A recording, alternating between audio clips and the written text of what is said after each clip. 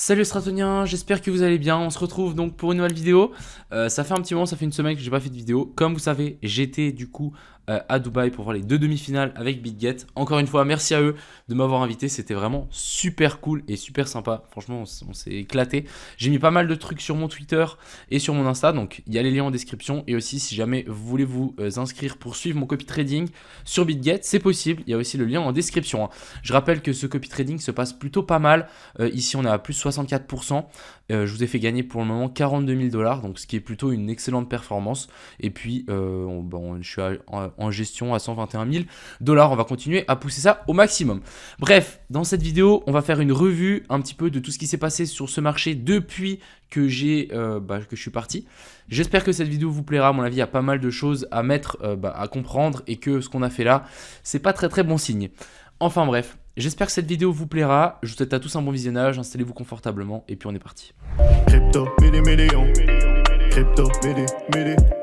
Crypto, million. On va commencer par revenir un petit peu en arrière. Quel était mon plan avant que je parte du coup en vacances? Je ne sais pas si vous vous souvenez, mais on s'attendait à un potentiel dump pour revenir chercher donc cette equal low qu'on avait là. Finalement, on est descendu jusqu'ici et ensuite on est parti. On a vu un trade qu'on avait lancé ici donc sur BitGet et sur BingX. Il y a tous les liens en description si jamais vous voulez économiser des frais. C'est gratuit pour tout le monde. Donc, on avait lancé un petit trade qui s'est très bien passé et du coup, là, on a bien pu pump ici ce copy trading.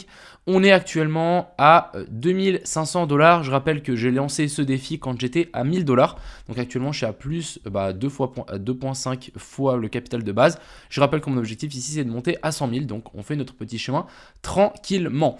Parlons donc, je vais revenir sur mon trade. C'était ceci, on avait eu deux trades que j'avais lancés, donc deux shorts. On avait pris cette première entrée ici, donc pile poil sur la mèche au moment où ça avait chuté, c'était parfait. Et ici, deuxième fois sur cette deuxième mèche et on a chuté. J'ai close ici, donc j'ai vraiment close au plus bas, plutôt content parce que je me suis dit que ici on avait une zone de fair value gap sur laquelle on était venu la combler. Il n'y avait plus du tout de liquidité en dessous, tout était enlevé. Donc je me suis dit qu'il y avait moyen que ça reparte vers le nord. Donc j'ai bien fait de close sur ces niveaux-là. Et on avait la petite zone ici de liquidité, on est venu la chercher maintenant, donc autant mieux. Maintenant, donc on avait fait ce trade et après j'ai plus du tout tradé étant donné que j'étais à l'étranger. Maintenant, ce qui est assez intéressant, c'est la charte ici donc du Bitcoin actuellement. On est venu faire un magnifique pump. On a ici notre inversion de structure qui ensuite vient chercher des zones de liquidité et ensuite ça s'inverse. Donc là, pour moi, on a un vrai top qui s'est formé. Je pense que ce top restera un top pendant un petit moment. Et du coup, on est venu venir récupérer les liquidités qu'ici on avait en dessous, qu'on attendait l'ancien petit trade, mais finalement on l'a pas eu. Et on a toutes les liquidités ici au nord. Donc maintenant, ça ferait du sens à mon avis de potentiellement pump, étant donné que en fait les liquidités ici au sud ont été touchées. Je peux vous montrer, mais en gros ici, on est venu récupérer cette zone plus basse ici, cette zone ici plus basse aussi, et en fait on est venu filer le gap qu'on avait là. Donc si ma souris veut bien fonctionner, hop, on a bien fil le gap, ici la zone de fair value gap qu'on avait là. Donc ça c'est plutôt quelque chose de très bien. Maintenant du coup moi ce que je m'attends c'est un potentiel rebond. On récupère les liquidités, après on peut toujours faire encore une mèche un petit peu plus bas et ensuite partir, hein, ne l'oubliez pas. On a une zone de fair value gap ici à venir chercher, on en a une autre ici un petit peu plus en haut. On a un potentiel ici zone de boss à venir retester. Donc souvent on peut venir le retester en tant que baissier pour ensuite s'inverser. C'est quelque chose de très courant. Et on a l'order block ici. Donc pour moi ça ferait sens d'avoir un petit pump, revenir chercher dans cette zone là. Je vais prendre juste un petit fibo pour voir où est-ce qu'on se situe. Ouais, juste au-dessus de la zone des 0,5. Pour moi, ça ferait pas mal de sens pour ensuite continuer cette chute vers le bas. Alors pourquoi on continuerait cette chute vers le bas? Je ne sais pas si vous vous souvenez, mais ça fait quand même un petit moment que j'ai dit que on passait haussier si vraiment on arrivait à réintégrer ce range. Donc le range ici, c'était la borne basse ici et ici. Donc c'est pour ça que j'avais mis ce gros rectangle vert ici. Et il y avait de fortes chances qu'on vienne s'appuyer dessus pour ensuite s'inverser et faire en fait un retest bearish. Pour le moment, c'est exactement ce qu'on est en train de faire. Donc personnellement, les prochaines targets, je rappelle qu'on est toujours dans un bear market. Ici, ça fait toujours des sommets, toujours plus bas. Pour moi, la target, c'est ça. C'est plus bas là et c'est plus bas là. Donc personnellement, je pense que dans les semaines à venir, on va avoir un nouveau plus bas qui va se former et on va tirer vers la zone des 15 000, voire 14 000, voire plus bas. Donc moi, ce que je m'attends maintenant, c'est une chute avec un joli petit rebond et ensuite que ça continue cette potentielle chute. Je rappelle que les mouvements baissiers sont des mouvements impulsifs comme ce qu'on a eu là. C'est des mouvements agressifs. C'est en 2 secondes, boum, ça chute. Et du coup, moi, ça ferait du sens de venir rechercher ça et ensuite ici, l'equal low qu'on a en dessous. Et ensuite, pourquoi pas s'inverser et nous faire en fait un joli petit bottom, un truc du style, avec une jolie petite divergence sous ici résistance. Et ensuite, on traverse ça et là, ça pourrait partir très très vite. On avait ce potentiel scénario à l'époque que j'avais dessiné, mais voilà, on s'est vraiment bien fait rejeter par cette zone-là. Donc ce scénario ici était invalidé. Et puis il y a assez longtemps, j'avais partagé ceci, je ne sais pas si vous vous souvenez, mais on avait une potentielle ABC en correction. On devait revenir vers la zone de fair value gap qu'on avait là, passer une petite mèche au-dessus de ces sommets-là, récupérer les liquidités pour ensuite s'inverser donc vers la zone des 18 800.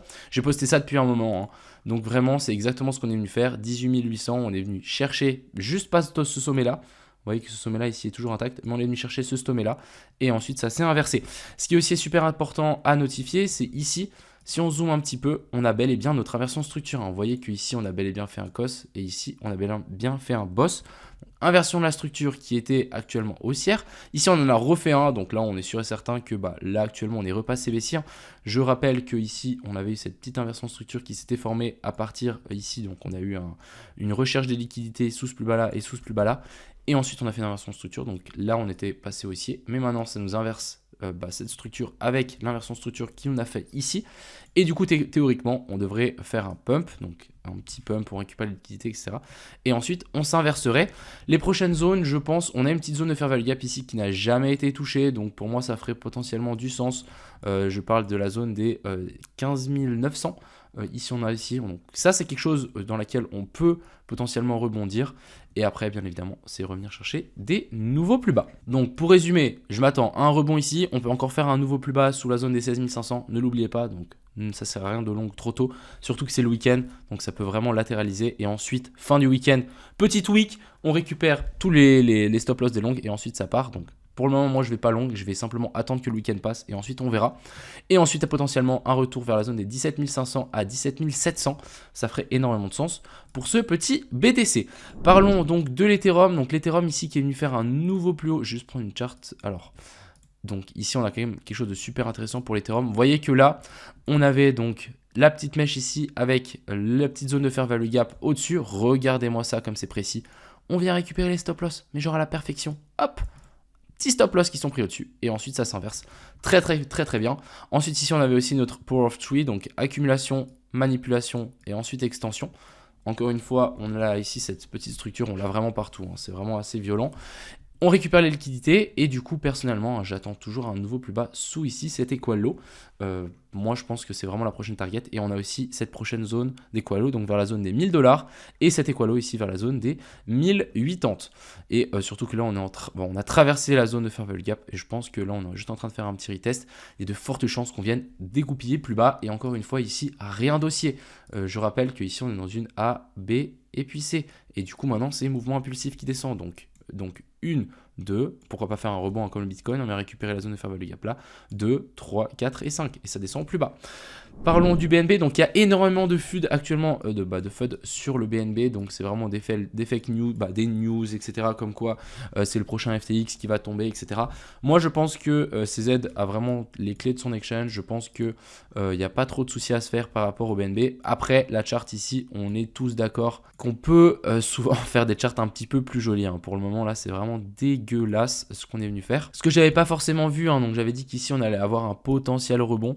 On en a eu un petit peu, hein, vous voyez que ça a résisté un petit moment, donc mon analyse n'était pas si fausse que ça, mais bon, après ça a tout dégringolé vers le bas. Ce que j'ai pas trop vu ici, c'est simplement que en fait, là on a fait une clôture sous ces plus bas là, donc finalement on a eu notre cos, donc inversion de structure, et du coup là c'était juste un rebond technique, au lieu de penser qu'ici on a eu une inversion de structure et que ça reparte. Donc ça c'était à prendre en compte. Sur ce coup là, j'ai pas eu raison. Maintenant, quelles sont les prochaines zones? Je pense que là, ici en dessous, on peut avoir une petite zone d'équalo, une petite zone de liquidité à venir chercher, à potentiellement venir combler. Et ensuite, on avisera. Hein. Pour moi, de ici à ici, c'est une grosse zone de support. Si maintenant, on n'arrive pas à tenir, donc je parle de la zone des 210, si on n'arrive pas à tenir cette zone des 210, J'ai vu passer des charts qui m'ont montré que le BNB allait descendre à 50$. J'espère pas, mais voilà. Ici, on est bien revenu dans ma zone rouge, dans la zone d'OTE. C'est une belle zone. C'est une zone dans laquelle le BNB devrait potentiellement rebondir. Après, encore une fois, ne l'oubliez pas que ici, on n'a pas fait de clôture en weekly au-dessus de ce sommet-là. Donc, pas d'inversion de structure. Ici, c'est juste des petites mèches. On récupère tous les stop-loss qui sont au nord. Et ensuite, on s'inverse et on chute plus bas.